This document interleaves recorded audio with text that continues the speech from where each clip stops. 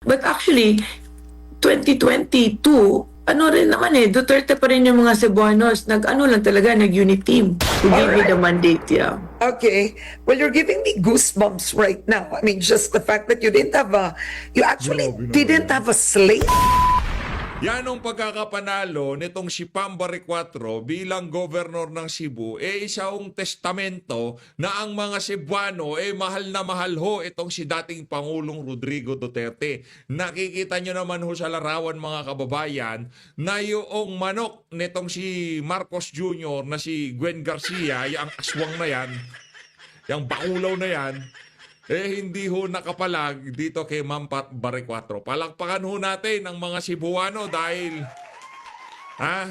nagkaroon ho sila ng isang leader na kung saan kahit papaano alam natin kaalyado nito si dating Pangulong Rodrigo Duterte at ang prinsipyo nakaayon sa prinsipyo nitong si dating Pangulong Rodrigo Duterte. Di ho natin kilala itong si Pambari 4 basta ang pagkakakilanlan ho natin dyan taga-suporta ho siya nitong si dating Pangulong Rodrigo Duterte. Dito sa video na to, sabay-sabay ho nating kikilatisin itong si Pambari 4 kung ano na ba yung mga nagawa niya sa mga nakalipas na panahon, personal na buhay, lahat ho yan kakalkalin nitong si Ma'am Karen Davila. At dito sa video na to, napanood nyo naman ho yung ating intro, bilib na bilib itong si Karen Davila dito kay Gob Pambari 4. At dito rin ho sa video na to, pero bago ho pala yan mga kababayan, kung bago lang ho kayo sa PH Update, huwag na ho kayong mahiya. Libre lang ho yan. Isang like at isang subscribe. Masaya na ho tayo dyan sa mga gusto sumali sa ating community. Yung join button, nandyan lang ho sa baba. Birthday ko na ho bukas. Birthday ko na ho bukas. Di pa ho ba kayo magsasubscribe? Birthday ko na bukas. Kahit sa subscribe, wala pa rin. Ganon. Anak ng to. Eto na ho mga kababayan. Eto mga maiinit na kaganapan ngayon sa social media. Nako, ano ba nangyari sa ating Korte Suprema, ha? Meron hong post itong si Atty. Vic Rodriguez. Palakpakan ho natin itong si Atty. Vic. Yan na nga ho ba sinasabi natin? Ika nga, walang iwanan. Tuloy-tuloy pa rin ang laban, ha? Muling ipinag-utos ng Korte Suprema na ipagpaliban ang pagdinig sa maanumalyang 2025 national budget sa wala pang katiyakang araw at panahon. Nako, yan na nga ba sinasabi natin? Yung inaasahan nating oral argument na gaganapin sa May 19, hindi na ho matutuloy dahil pinagpaliban ho ito ng Korte Suprema. Ano ba naman yan, Korte Suprema? Ano ba nangyari dyan? Kontrolado na rin ho ba kayo ng mga bangag dyan sa Malacanang? Tayo ay nagtatanong dito kasi dinaig pa kayo ng ombudsman. Ha? Isang file lang nitong si Mangga dyan sa ombudsman, kagad, diningan ng eksplanasyon yung mga pinailan ng kaso sa ombudsman, kagaya nitong si Bonjing, yaang si Torre, yaang si Marbil, di ba? Pinagpaliwanag ko sila, bakit ito? Ang tagal na nito. Ano pang hinihintay nyo dyan? Nabulgar na't lahat-lahat na ang daming kulang-kulang dyan sa maanumalyang 2025 budget. Palalampasin na lang natin. Paaabutin natin yung susunod na budget season bago natin pag-usapan ito. Baka maulit na naman ito sa 2025-2026 national budget. Kaya naman, kalampakin natin ang Korte Suprema. Dito sa isa na to, meron nang naka-schedule na tag dito. Naka-schedule na oral argument, pinagpaliban na naman. Kasi, sabagay, napakaraming problema ho ngayon ng pamahalaan, ika nga. Sino ba didepensa dyan sa na yan, oral argument? Si Guevara ba? Si Guevara ba didepensa dito? Naku, tingnan ho natin. Sa tingin natin hindi pa handa ang administrasyon nitong si Bangag para depensahan yung mga kapalpakan na yan diyan sa 2025 national budget. Yung mga tauhan nitong si Tambaluslos, kagaya nitong si Stella Kimbo. Isa pa yan, kaya siguro pinagpaliban dahil natalo sa kanyang mayoral bid diyan sa Marikina. Ito, sa ating mga kababayan, makakaasa kayo na hindi natin lulubayan ang kasong ito. At patuloy na ipaglalaban ang interes ng mamamayang Pilipino. Saludo, Atty. Vic. Ako bilib talaga ako dito. Mamamayang Pilipino, nabantayan ang kaban ng ating bansa laban sa korupsyon. Kailangan namin ng tulong ninyo. Mag-ingay at iparinig ang inyong tinig na kayo ang tunay na agrabyado at interesado sa kasong ito para sa inang bayan, para sa Pilipino. Yan ho ang post, pinaka-latest na post nitong si Atty. Vic Rodriguez sa kanyang FB page. No, saludo. Napakataas ng respeto natin dito sa mama na to. Kahit anumang nangyari dyan sa election na yan, hindi ho siya ang nawalan. Yan ho ang tandaan ninyo. Yang si Pastor Kibuloy. At tayo, proud ho tayo dito na sabihin na tayo sinuportahan natin si Pastor Kibuloy, Atty. Vic Rodriguez, Atty. Jimmy Bondoc, Atty. Raul Lambino, Atty. JV Hinlo, Senator Sir Philip Salvador. Proud ho tayo dito sa PH Update na sinuportahan ho natin yung mga kandidato na yan. Kung ano man nangyari sa eleksyon, nagkaroon ng magic, hocus-pocus. Pero sigurado ho tayo, malaki-laki ang nangyaring hocus-pocus diyan sa nangyaring 2025 eleksyon. Naniniwala ho tayo na talagang maraming nangyaring kababalaghan dyan. Patuloy lang ho tayong mag-ingay at para dito kay Atty. Vic Rodriguez, palakpakan ho natin. Saludo. Maraming salamat, Atty. Vic, dahil nandyan pa rin ho kayo para ipaglaban ang interes ng sambayan ng Pilipino. Kung wala yung mga individual na kagaya nitong si Atty. Vic Rodriguez, wala na ho tayong aasahan. Kagaya ng mga, yan si Soto, aasahan nyo. Naku, ito na nga ho ba sinasabi natin. Yung mga yan, hindi natin maaasahan. Sila Soto, sila Lacson. Hindi natin maaasahan.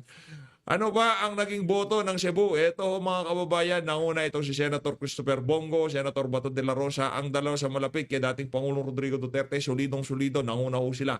Itong si Atty. Jimmy Bondoc, sinundan ho siya, itong si Senator Rodante Marcoleta, at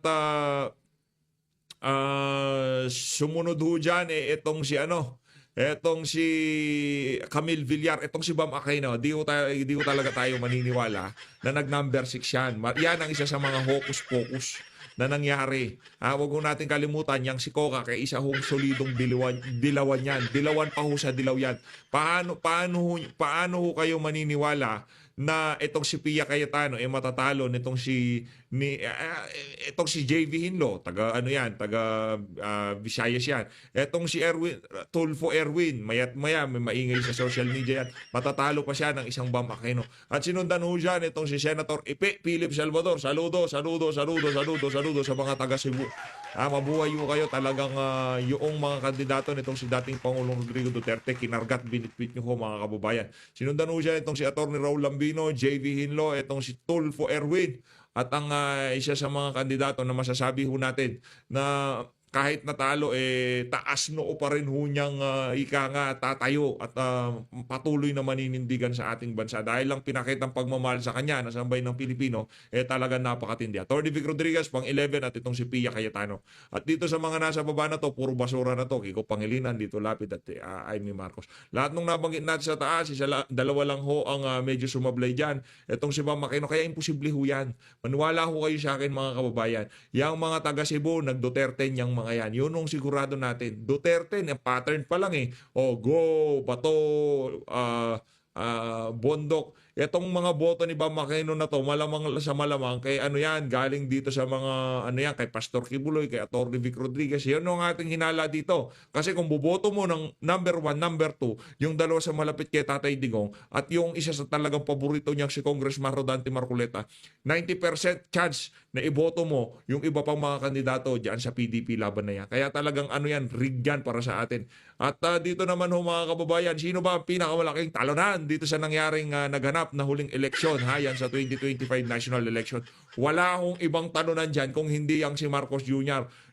Yang mga taga-Partido Federal ng Pilipinas, nag-iiyakan sila ngayong mga panahon na to. Yan ho ang testamento na ang popularidad, trust at approval rating na itong si Marcos Jr. nag-reflect sa mga kandidato ng Partido Federal ng Pilipinas. Para sa mga taga-Partido Federal, isara nyo na partido nyo. Nako, nakatatlong taon pa lang yung partido nyo, basura na kagad. PDP laban, mantakin nyo. Ito. Tingnan nyo to, PDP laban. Partido Federal versus PDP laban.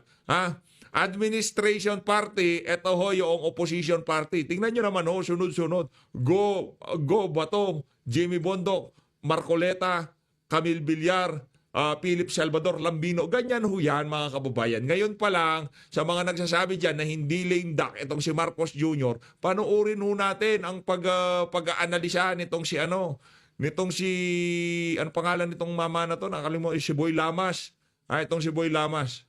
Pakinggan ho natin ang kanyang pag-aanalisa kung ano na nga bang sa tingin niya ang mangyayari sa administrasyon nitong si Bangag. Ito. Dilawan pa sa dilaw to. Kumpiyansa ho ngayon to dahil kahit pa paano nanalo yung mga kandidato nila sa liberal. Ito, si Boy Lamas. Pakinggan ho natin, mga kababayan. Everyone was predicting na Alianza will win big actually. Di ba? Yes. Tapos ang survey nila. And well, apart from Bongo of course and No? Survey, Pulse Asia, SWS, yung mga survey sa mga radyo, survey sa mga anak ng tokwa, no? Lahat ng kandidato maliban sa dalawa, puro alyansa. Bandang huli. Di ba? Nangunguna yan si Pacquiao, di ba? Yang si Abalos, yang si Labinay, di ba? Nangunguna yung mga yan eh. Maya-maya yung mga partido federal, puro laglagan. Para sa mga survey. Hindi na yan, hindi nagagana yan. Kaya kung gusto nyo maging relevant pa sa mga susunod na panahon, ilabas nyo yung totoong bilang na nakukuha nyo. Huwag kayong magsabagay. Binayaran nga naman kasi kayo. Kaya hindi nyo pwedeng hindi ipalabas, hindi ilagay sa taas yung mga individual na nagbayad sa inyo. Siguro dati walang binayaran na survey firm yan. Inaawan nyo yung mga yan. Naknagto ka, lalakas ko sa tao. Nasa airport pa lang, di pa ako nakakalapag. Sinasalubong na ako, tapos sasabihin nyo ganito. well, Bato de la Rosa kept going up in the surveys. Pero consistent di ba, Alianza? Ano na niya? In fact, they were saying, itong final days, baka magbuhos ng resources yung gobyerno. At lalong tataas yung mga yan. Magiging clean sweep, di ba? What happened kaya doon sa resources? Oo, kahit tayo, sinasabi natin, yung machinery sa dulo ay may dagdagan. Pero parang wala eh. Parang, ano nangyari? Wala eh. Machinery nung kakamping kang nakita natin. Paano, once lang yan nangyari, Machinery ng mga kakamping. Machinery ng mga kakamping, yung mga vote counting machine. recent memory, na yung gobyerno sa midterm ay natalo ng oposisyon. Panahon ni GMA. Yan. And GMA was very unpopular then. At tapos, there was Yeah. scandal of that time. Yes. Huh? Very unpopular siya noon. Halos negative siya noon eh. Kaya dyan nakapasok si Trillanes. Kahit wala si Trillanes sa 12, kung maalala mo, di ba? Lahat na sorpresa eh. Kahit yung opposition, nakapasok si Trillanes. No? Yun lang yung in recent history na nanalo ang opposition during the midterm. Dahil midterm, very powerful ang incumbent. Yun din ang inaasahan dito. Especially the survey firms. Pero, baka ito yung second time, no, na yung gobyerno, yung incumbent, ay natalo sa midterm. Baka, no? Dahil hindi pa naman tapos. Pero mukhang papunta ron eh. No? Kapag ganyan ang trend ng yan na nga, mawawala ang Talo alyansa. talaga. Meron pa rin spekulasyon na pagpasok ng 20th Congress, baka magkaroon ng leadership changes Yes. in both chambers of Yes. Congress. Anong tingin mo dyan sa spekulasyon na yan? Yes, ngayon, anything is possible. Dahil Ayan kay Boy Lamas na mismo nag-aano. Dati palong-palo yan sa kasusuporta kay Marcos Jr. Ngayon daw, everything is possible, anything is possible. magkakaroon ng maraming away sa loob, magkakaroon ng finger pointing, kami sisihan, pero ang casualty rito ay yung presidente. He may be an early lame duck. Dito. Naka. Early lame duck. Naknantok paano ka ba hindi magiging lame duck? Tignan nyo naman ho yan, mga kababayan. Yung mga individual na dapat sana magiging hindi ka magiging lame duck pagka yung solido yung mga kandidato mo. Ika nga pagka nagsona ka, lahat ng sasalubong sa iyo, susona na niyan. O lahat ng sasalubong sa iyo puro mga nasa lineup mo nung pagka-senador, mga senatorial candidate. Yun, hindi ka lame duck nun. Pero pagka yung mga sasalubong sa iyo, Bato, Marcoleta, Camille Villar, ano na rin yan yan si Camille Villar, linaglag siya noong mga bandang huli. Bongo, sino pa? Si Amy, di ko alam. Kailangan pa ba niyang umatid na sona? Hayaan nyo na yan. At posible na yung Pink at saka yung Duterte will be the major rivals sa isa't isa Yes. going into 2028. My point. My point, my point, my point, my point, my point. Ito si Mr. Relto. My kapag point. My point. Diba? Ang ending nito, ang maglalaban talaga ang mga Duterte at Pink, mga dilawan.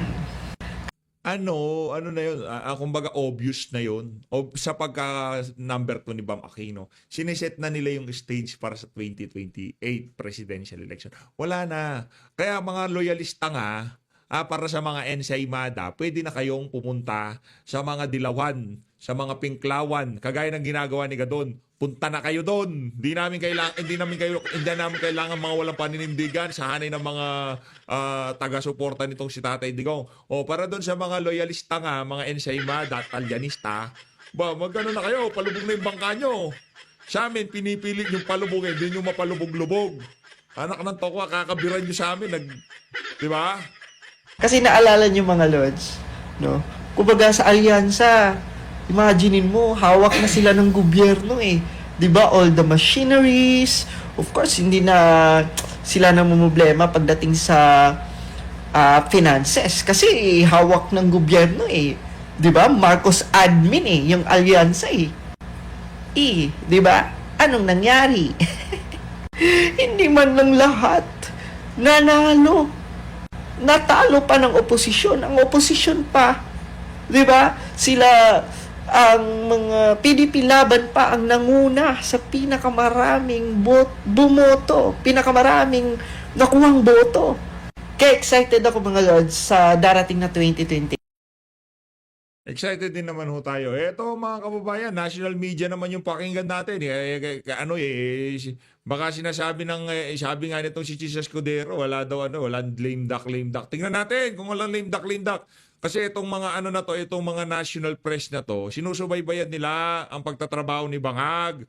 Sinusubaybayan nila kung paano magiging takbo ng politika sa Pilipinas. Dahil nga naman yung ginawang iskandalo nitong si Bangag dito kay dating Pangulong Rodrigo Duterte at ang napipintong impeachment trial nitong si Vice President Sara Duterte diyan sa Senado. Pakinggan natin itong mga mga international media kung ano yung tingin nila, nababasa nila sa mga kaganapan ngayon sa ating bansa. So what are we to make of the results of the Philippines election? Well, they're certainly not great news for President Marcos. Nako. Usually, incumbent presidents in the Philippines get most of the senators on their slate elected, but this time, only half of those backed by Mr. Marcos won, and he needs those votes if the plan to impeach his great rival, Vice President Sara Duterte, is to succeed.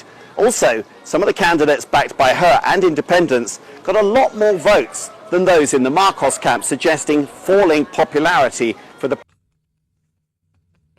Pati yung mga national media, international media, alam nila na lame duck ka na, Marcos Jr. Falling popularity, naku, yari ka dyan. Pagka ganyan na yung mga balita sa'yo, ibig sabihin, pati yung mga kaalyado mo sa ibang bansa, magdadalawang isip na, naku, yari tayo dito. Di tayo pwede dito kay Bangag. Nagdodroge yan yari tayo dyan. Diba? Hindi pwede yan. Di tayo pwede dito kay Marcos Jr. Punta tayo dito sa mga dilawan. Anong mangyayari kay Marcos Jr.? Nako, yari ka dyan, Brad. Pagka binitawan ka na ng mga kaibigan mong mga kano. Natural. Kung ako, kasama mo ako, nasa ibang bansa ako, yung tipong may interest ako sa Pilipinas at kinakausap kita at nakikita ko, naku, popularidad dito bumabagsak. Baka yung mga interest namin, makompromiso. Hanap tayong medyo mas malakas. At hindi sila pwede sa Duterte kasi Duterte, Filipino version independent foreign policy. Hindi kagaya nitong mga pinklawan at dilawan, mga loyalista nga, yung mga talyanista, di ba? Yung mga yan, basta kung nasaan yung pera, pagkakapirahan, doon yung mga walang yan. Siyempre, baka hindi nga matapos itong susunod na taon, yung 2026, baka ilaglag na ho ng mga kaibigan kuno na bansa nitong si Marcos Jr. at kanyang administrasyon at magganap na ng ibang kakamping para sa napipuntong 2028 presidential election. Natural na ho yan. Kakatapos pa lang election, pinag-uusapan na naman 2028. Yan ang sistema na meron tayo eh. Kung ayaw nyo pala ng ganito, di palitan natin yung sistema. Ganun lang naman kadali yun. ang sistema natin nakaset pagkatapos ng eleksyon, kumbaga tinitignan na kung anong magiging dynamics ng politika sa susunod na election. Yun ho ang 1987 Constitution. Ngayon, kung ayaw nyo pala ng ganito, ito bago tayo. Charter change tayo. Federalism tayo. Ganun lang naman yun. Tuloy. President. So in the remaining 3 years of his term, Mr. Marcos has to restore his popularity at a time when the economy is not doing well and Nako, pinipressure ka na ng mga puti na to, bangag. Kailangan mo daw i-restore ang iyong popularity. Kung baga sinasabi na nila anong kulang sa administrasyon mo. The future is not looking good for you, Mr. Bangag. Yari ka dito, Brad, may kaalalagyan ka ngayon. try to persuade at least 2/3 of the senators to back impeachment. That's a tall order. If impeachment fails, well, Sara Duterte is still the front runner to win the next presidential election, and few doubt that she would use the authority that she got being president to go after the Marcoses. Anak ng tawa, buti pa tong BBC na to. Alam niya kung anong dynamics ng politika, pero itong si Chis Escudero nagtatanga-tangaan pa rin mapanggang sa ngayong mga panahon na to. Diba? Yun na talaga ang dynamics ng politika sa atin. Pagkatapos ng midterm election, yun na ho ang larawan na nakikita ng mga karating bansa natin. Pero yung mga politiko sa ating bansa, kagaya ni Chis Escudero, nagpapaka-virgin effect pa. Panahon na para magtrabaho, dapat ganito, dapat ganyan. Loko-loko!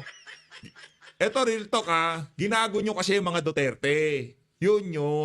Pasensya na ho sa salita Ayaw natin magmura, pero doon lang ho natin mailalabas yung mga salita na kung ano nga ba, kung paano natin maisasalarawan ang ginawa ng administrasyon na to sa mga Duterte. Ginago ng mga oy, Chis Escudero, makinig ka, visit ka.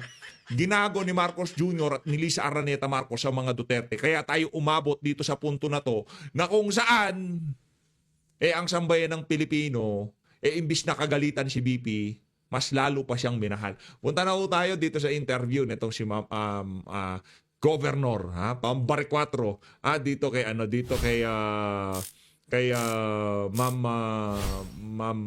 Ma'am Karen Davila. Isa sa mga kumbaga natin yan idolo. Idolo natin yan idolo. Idolo natin yan kahit minsan medyo sablay yung mga tirada niyan ano ho yan. Ika nga legit. Ito. Rekta ho tayo dito kay That's right. Oo. Pam. Okay. At paano ka napasok sa politika? Okay. Because at one point, you were Secretary General, I believe, you can correct me, you were with the camp of President Marcos Jr. And then suddenly you're endorsed by President Duterte. How did you get in the camp of Marcos Jr. and then move? Yeah, that's a very good question. Di ba si President Marcos, he ran with PFP? Yeah, yung PFP kasi DDS yun organization. Naku, yung PFP pala, DDS yun. Meron pala tayong DDS candidate dito. Ito sila, Ito sila. Yan, mga DDS, PFP, Partido Federal. DDS pala yung Partido Federal. Hindi naman pala yan. Duterte supporter ho pala yung mga na yan. Yung PFP, Partido Federal. And I belong to MMRD, which is very active sa PFP. So when nag-unit team, si Inday Sara ran for vice president. So I was asked to stay sa PFP kasi mostly naman yan mga Duterte, mga DDS yan. So that's how I ended up. But then after they won, so I left PFP. Kasi hindi kami pinansin, walang nangyayari. So I left and I was asked to join PDP Laban. Bao, what do you mean hindi kayo pinansin when you were supporting President Marcos Jr.'s party? What do you mean na hindi kayo pinansin? Walang tulong talaga yung mga tao dito, yung mga tao ko when I was Secretary General sa province of Cebu, no? Wala, after he won, there was no presence here. It was the OVP who was helping our group, no? So yung alam mo naman yung sa mga probinsya. Meron nung pattern nitong administrasyon na to. Tanggalin ko na to. Merong pattern tong administrasyon na to nung pagkapanalo, lahat ng tumulong sa kanila ay kinalimutan nila. Di ba, nakuha niyo ho ba mga kababayan? Pati yung mga OFW, yung mga grupo na tumulong sa kanila, kinalimutan nila. Parang yan nangyari na yan dyan sa, dyan dito kaya naman Pambari 4. Ang tumutulong lang daw sa kanila pagkapanalo nitong si Marcos Jr. at itong si VP. Katangay-tangay itong si Vice President Sara Duterte. At basta naman sa mga nakikita ko dito kay Pambari 4, sana ang atin lang naman dito, wag mong paboran yung kung sino-sino, kung ano lang ang tama, yun lang ang atin dito. Gawin nyo lang ho ang tama. Siya, no? Kailangan nila ng mga medical services, yung mga funeral, yung mga gano'n, mga tulong. Wala talagang, walang tulong sa amin. So it was the office of the Vice President who was helping us. Nasa unity me in that time. So, yun, nakita ko talaga na hindi kami, inaasikaso. So, sabi ko, walang mangyayari dito, kawa yung mga tao. So that's why I left PFP. For Oh, good. so when you left and you went to PDP Laban, no? PDP Yes, Laban, yes. tama. It's, how did you tell Vice President Sara Duterte or even former President Duterte, alam mo, maglalakas loob ako, lalabanan ko si Gwen Garcia. Sinabi ba nila, Pam, di mo kaya yan. Ba't mo gagawin yan? How did you do that? It started with a siege sa KOJC, no? So, ang dami mga rallies noon. And that time, I was active with Maisog, that group of Vic Garcia, because if you remember, Vic Garcia was also, Vic Rodriguez Ikaw naman, Madam Pang. Biglang naging magtita itong si Gwen Garcia at itong si Atty. Vic Rodriguez. was also with PFP before. So he was my boss when I was with PFP. So we left around the same time. So yun, that's what it is. Yeah. So yun, I was very active and I was in the rallies in Luwasang Bonifacio. If you remember that. So doon ako nakikita ng mga taga PDP. So they asked me, why don't you run for governor of Cebu? So doon yun nag-start na-discover ako sa taga PDP. So they endorsed me And to... is it fair to say, kasi wala ring kandidato na ang PDP Laban na maglalakas loob, labanan si Gwen Garcia? Correct. So that's why I was asked, no? So iniisip ko naman na I was appointed also by the Duterte administration as a board of director for Land Bank Resource and Development Corporation. So I was telling myself, ang kapal ko naman now that they need me and I won't be there for them. So, as a loyalty to the Duterte family and the administration, so I agreed to run. At Okay. saka I was Mayor Mike Rama of Cebu, who was the vice president of PDP. He consulted Mayor Nito Dorano, the Dorano clan. So they were agreeable and favorable na ako ang mag-run sa Cebu. Okay. Now, Gwen Garcia, of course, the family is an incumbent for many decades now. I think, is it right to say more than 30 years? I think 20 years, Karen. 20 years. Okay, I apologize for that. 20 years. So they have the machinery, the money, and this midterm elections, not a lot supported, no? The Duterte candidates financially. It Yeah. was very difficult for business. How did you run? Where did you get the money? My husband was my biggest funder. Okay. Oo. I'm just lucky. Oo. that So, I have- tama pa to. Mayaman po asawa niyo, ma'am. Something like that. Oo, yun na yun. Modesty Yun na po aside. yun. Grabe naman. Big time pala tong si Ma'am Pambari 4. Ibang klase pala tong Ali na to, ha?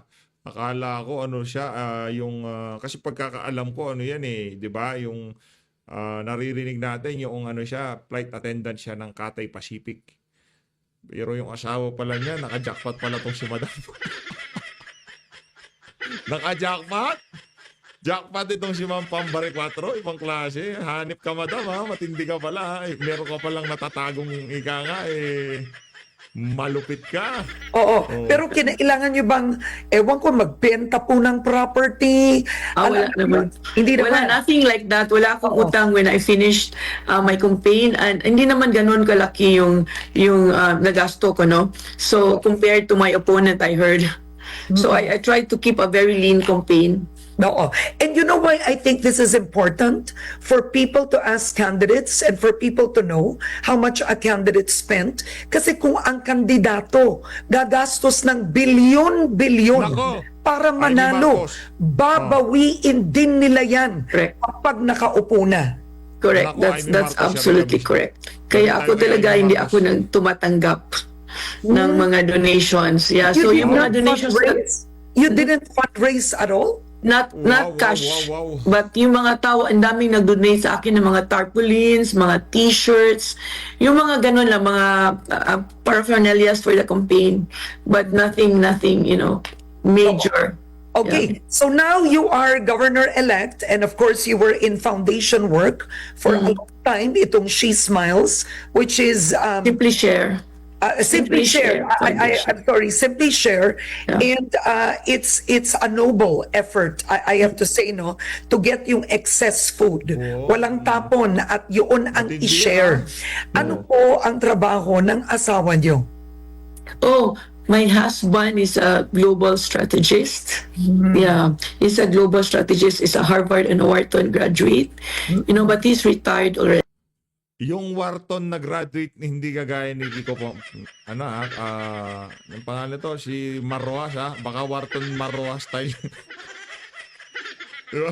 Wharton, di naman pala Wharton. Pag naririnig natin yung Wharton na yan, pumapasok sa atin si Marroas. Nasaan na nga ba si Marroas?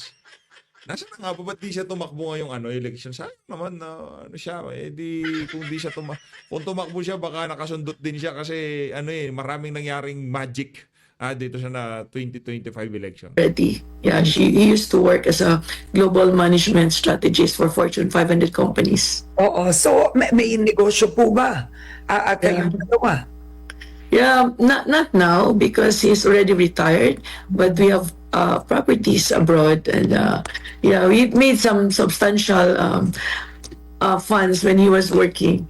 Oo. Active in Very the good. finance. So, kumbaga, transparency dapat, no? So, kumbaga, you both made your wealth and your husband in the private sector. The properties are relatively abroad. You clearly have a home. It's Yes. for you to Yes. run. The Yes. question now is this. What kind of leader will you be? Naku, yan naman. You broke a Yeah, Karen, I want to empower, not overpower. Kasi I have the Cebuanos must probably have too much of that. Overpowering and controlling, egocentric, narcissistic leadership. I want to do away from that. Oo. Yung mga word na ginamit nitong si Pambari 4, Gwen na Gwen siya, Gwen na Gwen eh. Egocentric, narcissist. Yung sinasabing Gwen, parang tunog Gwen na Gwen lang. Ay na, walang Gwen na Gwen lang ang tunog. So no more narcissistic leadership. Like, define that. Was Gwen Garcia narcissistic? No, I didn't say that. No, I'm But, asking. Is that what you yeah, meant? somehow, because for me, it's not about me. It's not about the governor. It's about the people of Cebu. Kaya my theme of the campaign is Kamo ang Cebu. You are Cebu. It's not about me. Now, do you plan to conduct formal audits, formal reviews? So the Office of the Ombudsman has suspended actually former Governor Gwen Garcia. This is the third suspensions she's had since 2012, which she has defied, right? Complete Yes. defiance. So this is the third. Do you plan to investigate or conduct audits? Yes. Okay, go ahead. Which ones? Yeah, that's my intention before I get into the Capitol to do audits. Yeah, in Capitol and also around the municipalities of Cebu, the province of Cebu. Okay. So that, go ahead, Karen. Sorry. No, please, ma'am, go ahead. Go ahead. Yeah, I want to do that, for the sake of transparency. Grabe yung nangyari kay Gwen Garcia at ang nangyari dito kay Marcos Jr. Bagsak ang kanyang approval at translating, nag-reflect ho dito sa isa sa mga bataan niya diyan sa Cebu, yang si Gwen Garcia. Wala ho talaga mga kababayan, kahit sa mga kandidato, kahit sa pulso ng sambayan ng Pilipino, sinusukan na ho talaga itong si Marcos Jr. At ito yung sinasabi natin dito, huling Marcos na yan, ika nga. Kung yan si Amy, nakalusot siya, good for her. Pero ang sigurado ho natin dito, matatapos din naman yan. Pagkatapos niya, tapos na termino niya. Night na siya, pahinga na siya noon. And accountability. So dapat, before I get into the Capitol, I would know what I have. and what I can work on. Okay. Now, the ombudsman already issued a suspension based on, I believe, one of the rivers, no? Yeah, Doesn't minor have- rivers. yeah, that doesn't have an environmental compliance certificate, and yet former Governor Garcia gave a go signal. Disilting po ba yun? Is it what was with the river? I think Walang ECC daw. walang ECC, yeah, walang environmental compliance, no. So kaya nagsu yung ano, I don't know the basis of the case talaga, yeah, but I know the people who filed it, from Pero afar. may iba pa bang proyekto na iimbestigahan nyo? Yes, we will do that. There will be a lot of projects that we have to investigate. Kasi ang daming reports. All right. Would you be able to name some? Would you know now? Yung Apo, yung case ng Apo ngayon na pinasirado, pinag-close niya. Yeah, we have to look into that because according to them, they have ECC and yet pinasara, merong cease and desist order. So that's another project that I want to look into. Oo. All Another right. case, yes. Okay. And the Garcias were actually, they actually lost even in the mayoralty and vice mayoralty race. Yes. Yung nanalo po ba kapartido nyo rin? Hindi, Karen, yeah. Ah. Different, yeah. Different, Oo. yeah. So Actually, I clearly- don't know him personally. Oh, wow. Yeah. So, you were a lone ranger? Nung Yes, parang si President Duterte, no, wala akong mayor, walang congressman. Kaya nga, I told them I want to be known as the people's governor because it was the people, yeah, who propelled me, who gave me the mandate, yeah. Okay. Well, you're giving me goosebumps right now. I mean, just the fact that you actually didn't have a slate.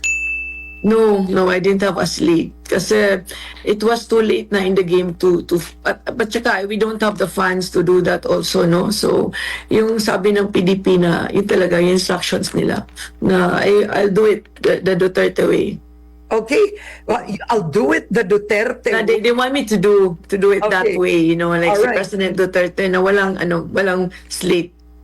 Okay. Wow. Well, I have to say, I mean, would you consider this a miracle win? Yeah, it was a series of divine intervention, and miracles throughout the campaign. I believe. Sabi nga ni Kabsek Ivasco sa akin looks like the stars are aligning for you. Okay. Other than this, no slate, no fundraising, money just coming from your husband. I mean, thank God you had that husband. Let's face it, is number one, Cebu province with 2.7 million votes, 17 million registered voters. So just for our audience, Cebu province has 2.17 million registered voters, and that includes Cebu City, Lapu-Lapu, and Mandaue. Ang Cebu City may 1 million plus pa. Pero ang bumoto lang po sa inyo ay dun sa 2.17 or pati po yung iba? No, yung lang, wala, excluding Lapu-Lapu. Oo. Yeah, excluding Excluding- Lapu-Lapu and Cebu City. So talagang kasi nga chartered, no? May chartered. Yeah, may chartered So yun ang system. sistema. So ang bumoto lang po sa inyo, Cebu Province. Cebu Pero Province Cebu City, hindi po ninyo under. Ay, hindi. Oo, pero walang Garcia na doon. Kahit sa Wala na. Cebu City. Yes. Okay, so do you plan to work with the mayor of Cebu City? Are you gonna meet soon? Yes, we in fact we have a meeting tomorrow. Okay. We don't belong to the same party though. Oo. All right. So, Cebu, the Visayas voted Duterte. I saw the numbers. The top 5 senators are all Duterte. Yeah. Give me the sentiment of Cebu province. Bakit maka-Duterte ang Cebu province? Ano ba Yeah. nangyari? That's- Nanalo rin naman si BBM doon. Yeah, I think something happened, for the past 3 years na people realized na their lives were better off when it was during the Duterte administration. But actually, 2022, rin naman Duterte pa rin yung mga Cebuanos, nag-unit team. Kaya they went for BBM. It's because of Inday Sara. In the same manner that I worked with PFP because nag-unit team because of Inday Sara. Oo. All right. And so what you're saying essentially, because Mindanao, well, that's expected, went Duterte in a Senate race, but I think Visayas was a surprise to many in Luzon no, when we saw the data. So is the Duterte stronghold in Cebu and the Visayas? How would you describe it? The data would show from the last elections that nanalo yung Duterte dito. Yeah, nanalo yung Duterte dito sa Cebu. So it shows that talaga yung Cebu, it's still a Duterte country. Oh. So I want to ask you, Pam, no, what do you make of these corruption allegations against Vice President Duterte? I mean, you were from the private sector. We know that in corporate, you have to be transparent. Diba? Corporations will not tolerate any form of corruption. And I believe hindi ka naman politiko talaga. Yeah. Corporate ang background yung mag-asawa. You're a vice president that does not want to answer how she spent her confidential funds. So ang tanong, how could you support that when you have a different set of values? It's nothing to do with the values, Karen, no? But it's something to do also with yung iba naman na mga officials, hindi naman talaga din sila nag-declare because it's a confidential funds, no? So we cannot propel her also to talk about it kasi after all, it's a confidential fund. So I don't know why people are focusing only on her. There are also other officials in the same situation as her. Pero siya lang talaga yung na-highlight. And somehow it's also unfair. Okay. Saludo. Now, Ma'am Pam. so moving forward na tayo, no? Because this is, as you said, change in Cebu, right? You Yes. said you don't want to overpower, but you want to empower. Yes. What will the Cebuanos feel in the first 100 days? Yeah. What will you implement? Sigurado magkakaroon ng malakihang pagbabago diyan sa Cebu sa pag-upo nitong si Pambari 4. As always, maraming salamat po sa pag-support sa PH Update. Mag-ingat po kayong lahat. Mahalin natin ang Pilipinas. Maraming salamat, Ma'am Karen Davila. Mabuhay ang mga Duterte supporter diyan sa Cebu. Maraming salamat sa inyo. Ibang klase ko kayo. The best.